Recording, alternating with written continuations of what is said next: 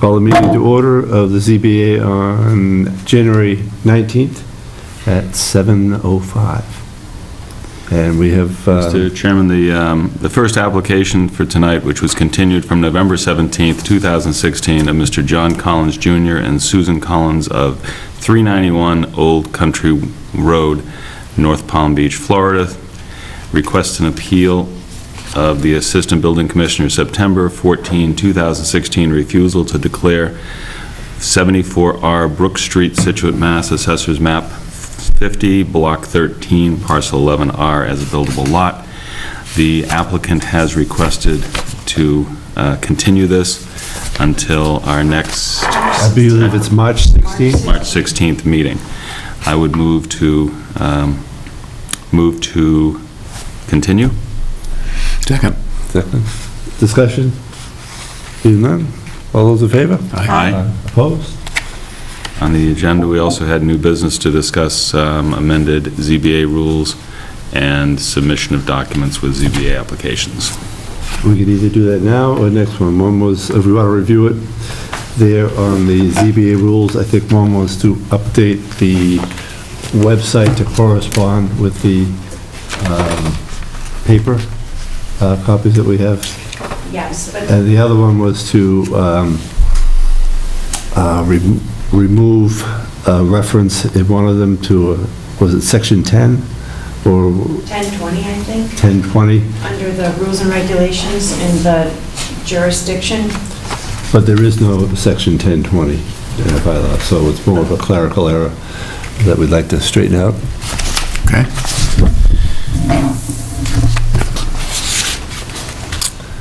So if anyone has a motion on that, we can go ahead and make that adjustment. Move to amend the rules and regulations as suggested and as set forth in the document submitted to the board today. Second. All those in favor? Aye. Aye.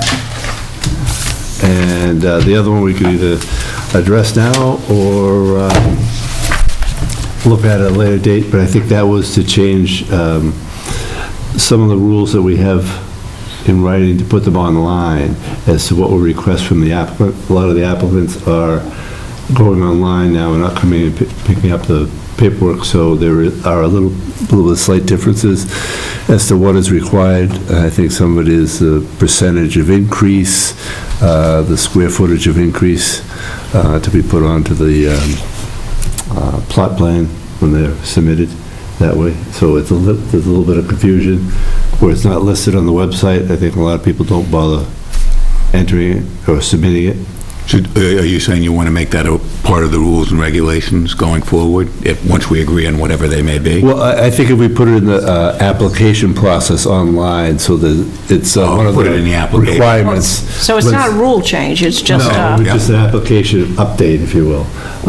The difference between the application that we have in writing and the one online. well, why would we need to even vote on that? I think it's an amend. We're looking to amend the instructions. I think, Annie, you've been doing a lot of research on this, and I appreciate that effort. I know the rules and regulations was a discrepancy that, more or less a Scribner's error because of changes over the years. What's particularly have you identified with the rules and regs, or with the application that? The instructions that are listed now do not state that the plot plan submitted needs to have that zoning chart with the existing and the proposed square footage, as well as the percentage of increase. So many applicants, when they bring it in, they don't have that. So to alleviate additional expense and another step for them, if that is what the board wants to see, then I think it would be appropriate to include it on the instructions and spell it out, and then the instructions and the application are posted on the website. So for consistency, the guidelines should be set, and then... I think that's a good idea. And generally, we ask for these, Sense. if they're not No, we at haven't the asked meeting for and them. say, I think okay. that's a good point, that should we nobody, put on- they'd have to be paying attention to our hearings in order to know that that's what it is that we want, and we Yeah. should make it a little clearer. I think that's a good idea. Do we have some draft wording for that, or is that? No, because I would just add it as a bullet point on where it says you have to have the X number of copies of everything, would be X numbers of the site plan, which must include. It would seem that's not a rules and regs situation, that's simply a clerical, I mean, let's face it, if someone came into the office, Annie would tell them. Right. Whatever. So I think if Annie would to let us know how she would like to update the webpage. Didn't we make Annie our web guru too? But if you want to, make those changes, because it's, you're the board, so I'm doing what you want me to do. So if you think that that's the way it should go, then I will state it. I just think, in fairness to the applicants, it should be consistent, and they should have all the information from the get-go. Absolutely. Yeah, I think we all agree. Without question, yeah. Yeah. I think it's important, though, and this may be what Ed is asking, is To review it. is I think because the issue comes up almost in every case, that we need to know, in addition to the increases, the percentage increase in square footage, we need to know, and it's the Ross Engineering chart, I think, is probably the best one. All of the existing setbacks and lot dimensions, Okay. and then all of the proposed changes in any of them. So, we're talking on the lot, we're talking lot size, lot frontage, lot width, Side on the setback. setbacks, it's front, rear, sides. basically, Some of them require uplands. We need to know the amount of uplands. I think I think that's, we can put that in there too, but I think But that's... it's not in every case. No, it's the, Wetlands. no, Or- it's, I don't know which one. I'm trying to I think. think the 50-foot For- front. Right when they have to how double the lot about, how about size. something along the lines of all plans should include a matrix outlining setbacks existing and proposed, as well as any nonconformities existing and proposed, Yeah. which may include, and then in parentheses you could put upland side yard, upland, whatever, and if you... Yeah, I don't know. I don't like that with the first of all, in general, I think if she does something, she can bring it in and then we can take a look at it. Well, But not all, it's expensive, I think. Don't you have to do something different to get uplands? You have to have... No, I don't, it's all necessary, that's why I said it would And then there should include be what is some reference to the necessary. particular, please check with your particular bylaw for which you're seeking relief. Right. Something to that. But if you bring in something proposed, we can then take a look at it and probably get it all done next month, I would hope. Well, I'm wondering whether we even need to have a meeting to state it, I think it's, where it's not a rule, it's not rules and regs, it's not anything, I think we that could could, be emailed out to us and just- just do it as a draft, in draft form. Yeah, we can just comment on it. Yeah. Yeah, because it's not a vote issue. no, that's what I'm suggesting, if Annie were to draft something that her proposed changes, because you're the one that faces all the issues, you're the one that is asked all the questions, you're the one that wants to have something, or is best benefited by having something that is in writing that answers the applicant's questions before they come in and ask them for the 15th time. So if you want to Well, also, if- draft what would help you from a clerical and operational standpoint in the office, just run it by us and we can say, that sounds great, go for it, or give you our input. Well, also, it would help an engineer that's not familiar that might go online and say, what is required? And then he'll know or she will know what to submit. And you might even contact Ross Engineering or Morris or some of the people that do a lot with us and say, can you give me a suggestion of how you might draft this to make it clear for you and others, or something. Yeah. Okay. Utilize the resources. And would we want that required on the plans themselves or a separate piece of paper? I think we've been asking them to On do it the on plans. plans. I think that's, and that's, then you've got the engineer certification, so I think Okay. that's the way to go. Yeah. Okay. Agreed. And there was one more thing I noticed on the rules and regulations. I don't, under the voting requirements, I emailed this,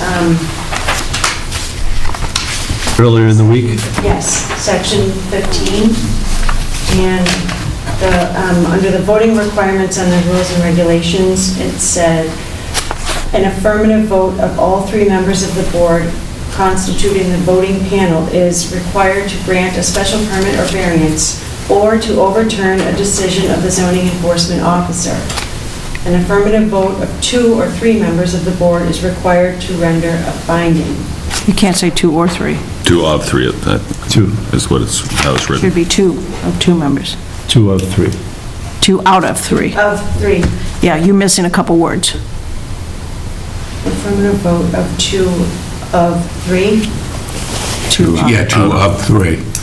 Yeah. 2 of 3, or 2 out of 3, but 2 of 3, I think is. Yeah, something to separate the 2 and the 3. Well, I think it actually, no, I think there's a little of the, well, of the voting panel, again, constituting the voting panel.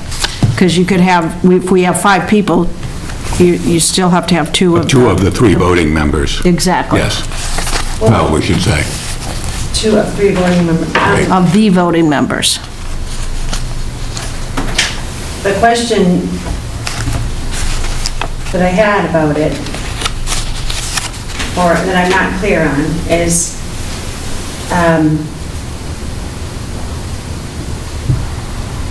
affirmative vote of all 3 members of the board constituting the voting panel is required to grant a special permit or variance or to overturn a decision of the zoning enforcement officer. But on this, it says the concurring vote of all members of the Board of Appeals consisting of 3 members and a concurring vote of 4 members of a board consisting of 5 members shall be necessary to reverse any order or decision of any administrative official under this chapter or to effect any variance in the application of any ordinance or bylaw. I think what that might refer to is we actually have 3 voting members. We're a 3-member and 2 board. alternates. So it would be a 3-member board, not necessarily a 5-member Not a voting board. 5-member board. Yeah, right, so, but there are some boards that are 5-member voting boards, but we would fall in the 3-member voting board. Okay. So we wouldn't need The the ordinance 4. Okay. We would need, The ordinance allowed for the creation of either 3 or 5-member boards. No, I think she's citing the statute, and the statute talks about a 3 or 5-member board, and I think that the town, Our town adopted a 3-member board. a 3-member board, right. So there's no as issue. we are a 3-member board, although the statute allows for a 5-member board, it doesn't apply to our town Correct. because we didn't elect to adopt a 5-member Right. board. So it's got to be unanimous of the 3 voting members. Okay.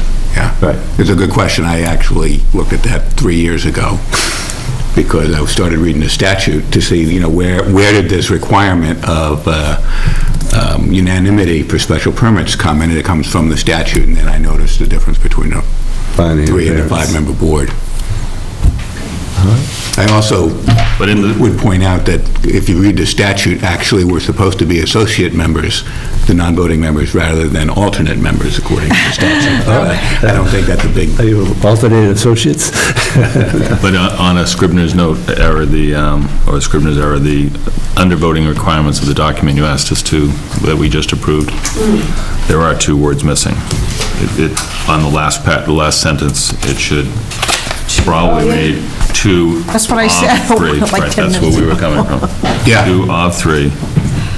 Oh, she was reading from the other, Should we move to correct Yeah, that, voting too? members. I think she's just taking care of it. I can do it. I don't think it should, because it doesn't change anything, it's just, Right. might have done it in typing. Somebody did. Do we have a motion? Motion to adjourn? Do you have any minutes to approve? Move to adjourn. Second. All those in favor? Aye.